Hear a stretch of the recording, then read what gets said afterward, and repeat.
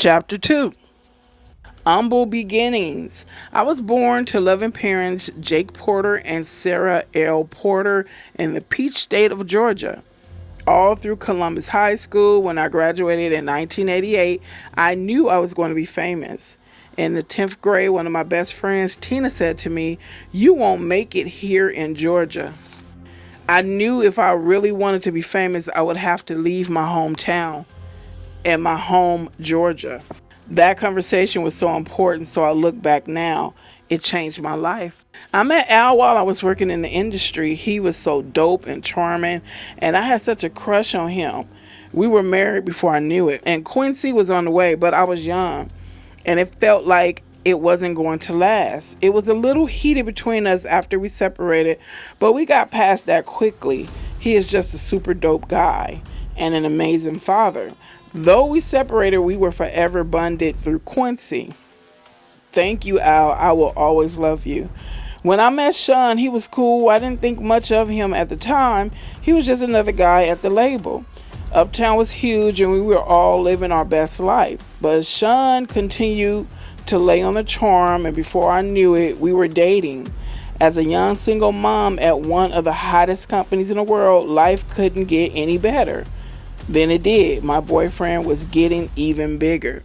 Sean does seem like the type that can charm you, like, man, he is so cool, until he lets the demons out. Let's continue. He and Clive would hang out a lot, but I didn't think anything of it. I mean, that was his boss, and he was doing things bigger than most men dare to even dream. I did a video talking about Clive and the other men that mentored Diddy. And you guys should check it out. I think I'm going to put it in the description of this video. Then it happened. I mean, okay, I was a little bit of a freak. I really enjoyed myself with my partner. And toys are one thing, but I never imagined having a man I was dating asking me to use a toy on him. The first time he said he just wanted to experiment, try something new, I was grossed out, but he kept begging. He said it would only be this one time, and he was just curious. I was only 20 at the time. I said, what the hell? I hated it. He bled from it, and there was ish on it. I left him alone after that. All right, welcome back to the channel. Everything under the sun. I'm Robbie Maurice. Chapter 2, Kim Porter book. Chapter 2.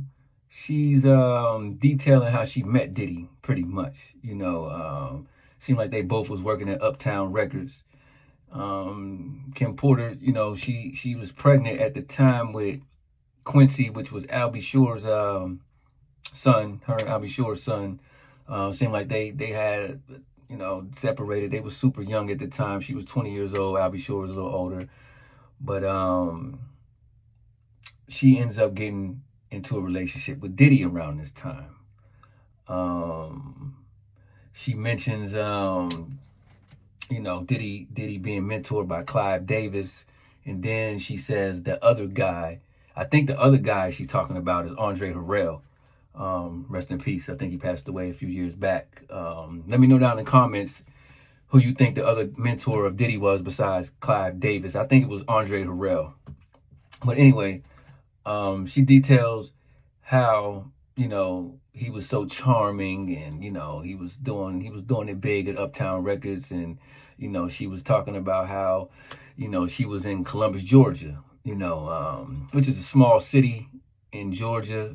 Those folks, those folks don't sleep those people from Columbus. One of my close friends from Columbus, you know what I mean? There's some hustlers down there. Shout out to Columbus, Georgia. But, yeah, she come up out of Columbus, Georgia, but New York is definitely on another level from Columbus, so she had to been on her grind to make it up New York, and she was. So what happens is she gets into detail about the unthinkable. Oh, I don't even want to talk about this part. But this detail right here makes me feel like this book might be real. It just might be real, man.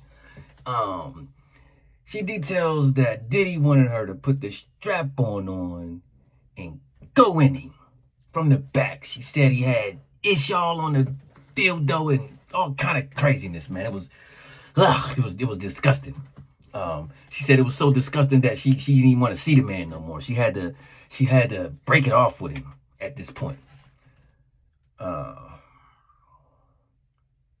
sounds like some Diddy stuff.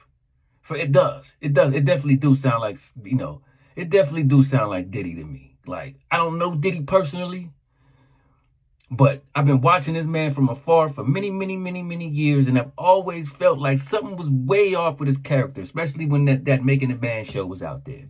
So, with that being said, so far the book is sounding like it's not a stretch.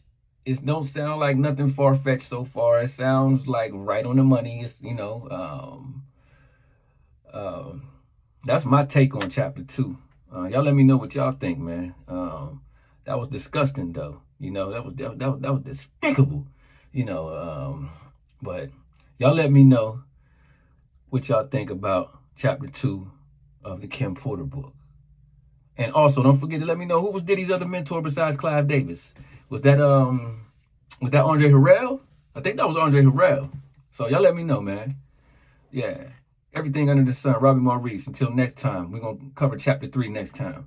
Tap in. Just tap in with me, man. We're gonna cover this whole book. Tap in with me.